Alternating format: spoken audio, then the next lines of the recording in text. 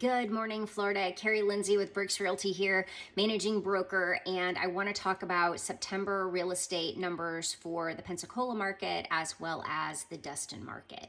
And so to start off with, let's talk about interest rates. So interest rates right now are running about 7.75. I would say that's the average 30-year fixed rate that's out there.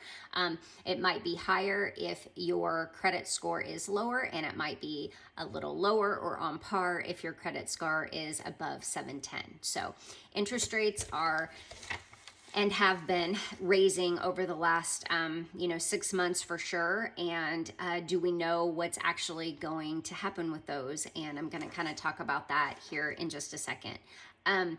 So when we talk about interest rates, the Fed didn't raise in September, but they do have the ability to raise in October, November, and December.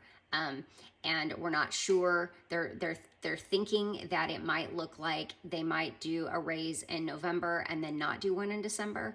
But again, that's still all speculation at this point. I know that the inflation is higher than the 2% still, and I think that according to the numbers that were released in September, the economy is functioning much stronger than I think what the Fed would like, in a sense that they don't feel like people are stopping their spending, which would actually reduce the inflation, and so they may end up raising rates again. Anyway, let's talk numbers. Okay, so median home sale price for the Destin area year over year as of the end of August. So these numbers are through the end of August. We'll get September numbers basically mid-October. They are up 3.2% year over year. And this is all single family homes. So I just looked at single family homes. Pensacola, they're flat. So 0% increase year over year in the median home sales price. Closed sales in Destin down 17.5% and down 22.4% year over year in Pensacola as well. So the closed sales are decreasing. Some of that is because of our inventory. Obviously, some of that is because buyers have decided to sit on the sidelines right now to see what interest rates are going to do. So we are having fewer sales right now. Days on market. So the time it takes from the listing to go live in order to go under contract. That's your days on market. That's how long the home's set before going under contract. It is up 112% in Destin. So it went from 11 days to 25 days. And it's up 84% in Pensacola from 13 days to 24 days. And again, a lot of that has to do with the interest rates, right? So we do have buyers that are out there, but with inventory being so low and things not flying off the shelf, so to speak, buyers have more time to do their due diligence, to really shop around to see what house is going to give them the best value. And so that contributes to that longer time on market. New listings. So those are new homes hitting the market. They're down 9.4% year over year in Destin, and they're down 10% in Pensacola. The main reason for this is a lot of people in the last 5 years that would be thinking about selling or moving up have those really low interest rates, those 2.5, 3% interest rates, and they simply just don't want to sell to turn around and take out a 7 or 8% mortgage. So they're holding on to those homes, hoping that the interest rates are going to go back down so that it makes more sense for them to sell. Active inventory. So our active inventory is what is actually active on the market. It is up 20.7% in Destin and up 9.6% in Pensacola. And what that says is our inventory is increasing. It's setting a little longer because of the interest rates. So really everything ties back to these really high interest rates that we are experiencing right now. And we do have consistent demand across the entire panhandle of Florida. So we do still have buyers. We still have cash buyers. We still have people moving here from all over the country. And again, that is keeping our prices up, even though interest rates are up. Okay, we don't have enough inventory, and yet we still have enough demand that our pricings on our houses are not decreasing. So when we go back to interest rates, because that's what, you know, a lot of our market right now is tied to. I've again listened to a lot of analysts, and I have read a lot of articles, and I'm in touch with what's going on nationally in our economy as well as what's going on globally in the world. And it is a really unsettled place right now. Like, we have the military excursion going on in Russia and Ukraine. Now we have a war with Israel. The US is somewhat involved in both of those. And so all of that has an effect on our economy and what people in decision-making powers are going to do, right? It also causes people that want to buy or sell to pause, right? Because we don't know. It's really an uncertain time right now. And it's very unfortunate.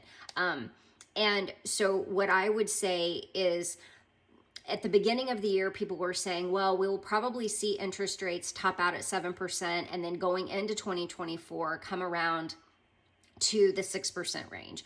Right now, what I'm seeing is people are not sure. The analysts are not sure what interest rates are going to do. There's a lot of them that think that we could hit 8% by the end of the year, and then maybe, you know, taper down towards the middle of next year. So what I think good advice would be is, if you need to buy a house, if you want to buy a house, if you're tired of throwing your money away because you're renting, go ahead and buy the house regardless of the rate. If you can afford it, if you're approved and you can afford it, and you're comfortable with the mortgage payment that your lender says that you would be paying, then do it. Because here's the thing: if you buy now and interest rates stay the same, then you've bought in at the lowest point, right? If they go up to 9% and you're buying in at 7.75, then you bought in at the lowest percent possible at the time that you did it, and you're going to continue to build equity, right? You're going to start that equity building process. Okay, so that's not a downside. If you buy now and interest rates go down in June of next year to 6%, well, then you refinance and you save 1.75%. And again, there's no downside. The downside is continuing to throw money away every month renting that goes to your landlord's mortgage and not to any wealth building for you. So my simple advice would be, you know, yes, interest rates are important, but don't let them control what you need to do for you, right? Control the things that you can control, like your mortgage payment, right? The price of the house also makes up your mortgage payment. So if you're looking at 7.75% and you need to keep your mortgage payment at a certain level, work with your loan officer and be like, how much house can I afford, right, with this interest rate? And then go look for those homes, because then you know you can afford that mortgage payment and you're still building wealth. And when the economy and the global market settles out a little bit, then you can make, you know, better decisions about maybe the future. Do you want to sell that home? You know, because here's the thing, at the end of the day, real estate always increases, right? I mean, even when we've had downturns in our economy, real estate bounces back, and year over year you have appreciation. So if you need to buy or sell a home, if you have questions about what I've talked about today, if you want any of the graphs from where I'm speaking about these numbers, you know, please feel free to reach out. My number is 913-638-7767.